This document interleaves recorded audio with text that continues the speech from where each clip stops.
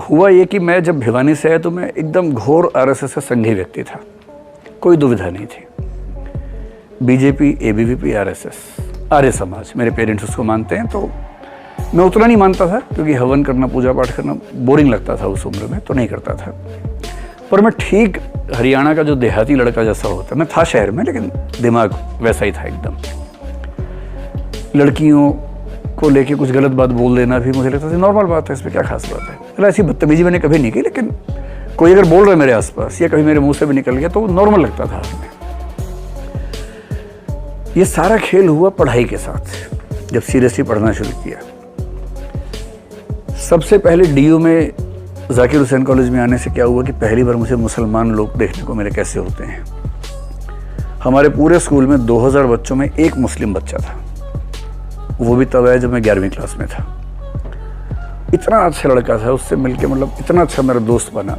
उसके पहले मेरे मन में छवि थी कि मुसलमान बहुत खराब लोग होते हैं। उससे मिला, मैंने कहा अगर ऐसे होते हैं फिर तो ठीक है भाई, फिर तो कोई दिक्कत नहीं है। पूरा एक्सपोजर एक ही व्यक्ति का था। आपको आश्चर्य इसलिए हो रहा है कि आप वैसे माहौल से निकले नहीं है ना, so you become what you live around. Zakir Hussain में एक अच्छी बात यह हुई कि बहुत सारे मुसलमान लड़के लड़कियां दोस्त बने, अब आज तक दोस्त हैं, बहुत अच्छे दोस्त बने। तो गलत फहमियाँ तो इंटरेक्शन से ही खत्म होती हैं। जैसे ही आपका परिचय होता है तो गलत फहमियाँ दूर हो जाती हैं। उन्हें भी हमारे बारे में होती होंगी, हमें भी उनके बारे में होती थी। और मैं जाकिर हुसैन में 90 से 93 तक था, और 92 में अयोध्या वाला मामला था, मंडल, अगले साल अयोध्या। और मैं आरएसएस की लॉबी से मंदिर का समर्थक था बहुत बड़ा। मैं कार सेवा में जाने वाला था, जा नहीं पाया था। हम 3-4 दोस्त जाने वाले थे, बाई चांस नहीं जा पाए थे क्योंकि दुविधा थी नहीं उस समय तक। हम एकदम क्लियर थे कि मंदिर बनना ही चाहिए, वहीं बनना चाहिए और हमको ही बनाना है, कोई दुविधा थी नहीं उस तरह की।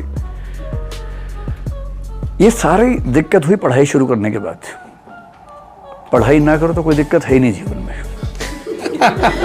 एकदम दिमाग ठिकाने रहता है, एक रास्ते पर चलता है।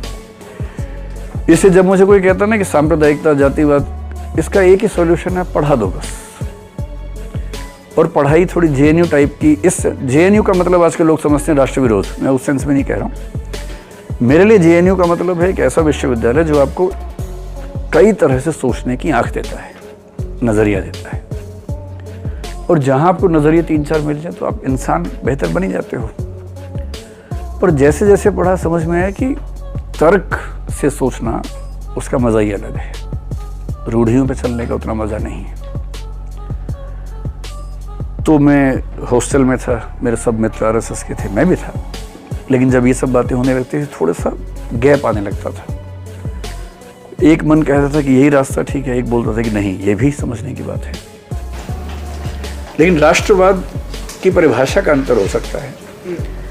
अगर राष्ट्रवाद को हम धर्म विशेष, जाति विशेष, क्षेत्र विशेष से जोड़ें तो फिर हम पूरे राष्ट्र को साथ लेकर नहीं चल पाते। तो मैं तो राष्ट्रवादी व्यक्तियों में एक हूँ, कोई दुविधा का सवाल ही नहीं है।